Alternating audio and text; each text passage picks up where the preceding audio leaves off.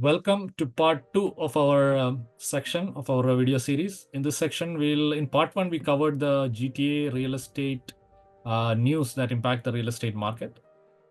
In this section, we'll cover basically the weekly GTA market trends as well as the mortgage rate changes. Okay. So without further ado, let's get into the data here. Yep. Okay. There you go. So so we are covering. I mean, just for new people that we're seeing our videos for the first time. So here is the fine print for the GTA Greater Toronto area, where we have Halton region, Peel, York, City of Toronto, and Durham. We are covering, and within these regions, we have different municipalities.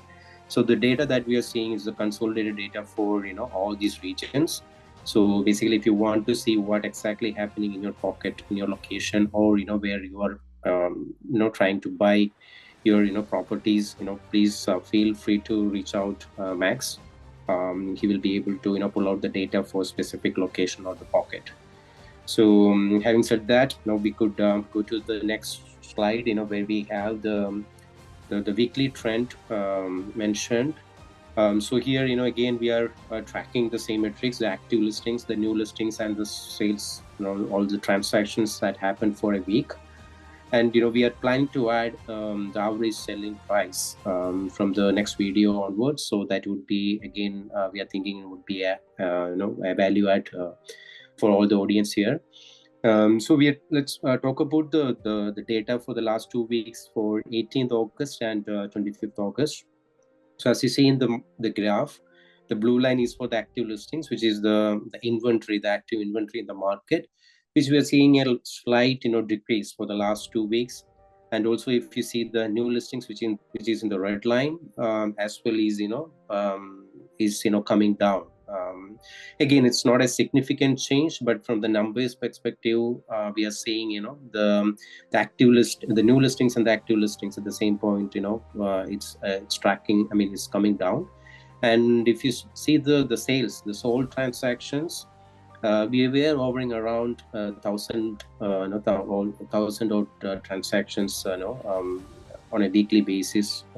Probably in most of the, I mean, for all the entire month for the August, we are seeing the 1,000 mark transactions on a weekly basis. But the last week, we did see a slight increase, like 1,100 is what we did see for the week of 25th August.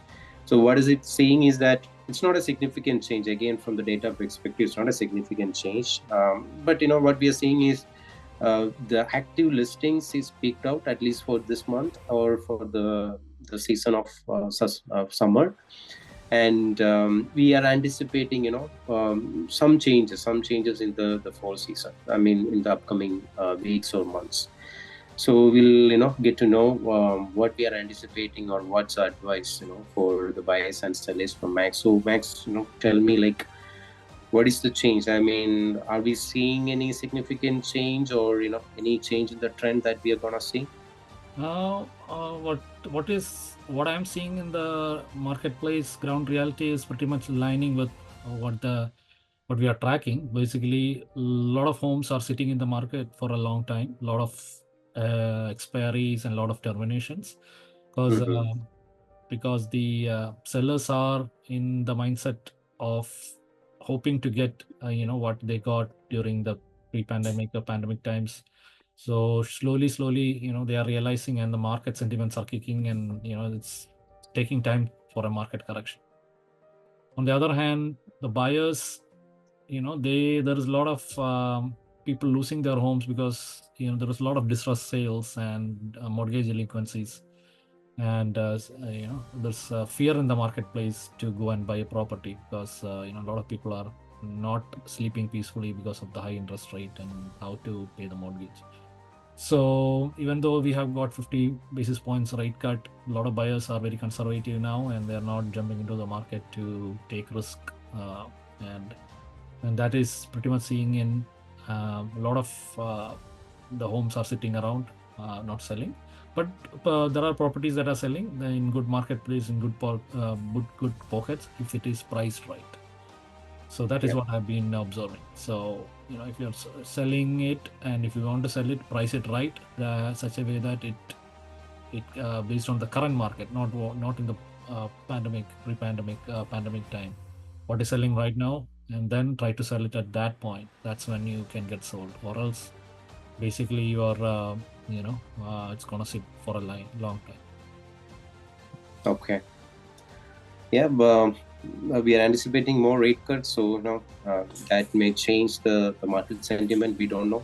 Yeah. Yeah, from the buyer's affordability perspective, it may not have a significant effect with the rate cuts. If it is just 25 basis point, but market sentiment is it's very important. So if there are buyers out there who could afford this, and if they decide to jump into the market, then we could see an uptick in the transactions, right? Yeah, absolutely. Yeah. Okay, let's we'll continue to track. So that's all we have for the weekly trend. So I think we have the mortgage rates changes also is being tracked here. Yes. So with respect to mortgage rate changes, we basically cover the popular terms, which is 5-year fixed, 5-year variable, 1-year fixed, and 3-year fixed. So if you look at it here, the color coding says if it is green, there has been a reduction in the rate cut from the previous week. However, if it's yellow, the market, there is no rate cut. It's been pretty much holding what the rate has been. And red means there's an increase in the rate compared to previous week. So here our prime rate is at 6.7. And then if you look at it, there's mostly yellows. That means most of the rates have been holding steady, except for 1-year fixed and 3-year fixed. Insured and uninsurable, the rates came down a bit from 6.54 to 6.49 and 5.09 to 4.94. So as a whole, fixed, 5-year fixed, we are at 4.59 for insured, and for variable, the best one is prime minus 1.15. That is selling currently for insured. Yeah. Yeah. So yeah, let's hope for some changes in our next video. Of course, we will be having the rate cut in September, and hopefully, there would be some changes in the bond market as well, so that there would be some reduction in the fixed rates as well. Right. Okay. So that's all we had, right? Anything else, Max, you want to add? No, that's it. I think we covered what we wanted to cover, and Okay. starting next time, we will also track the average selling price.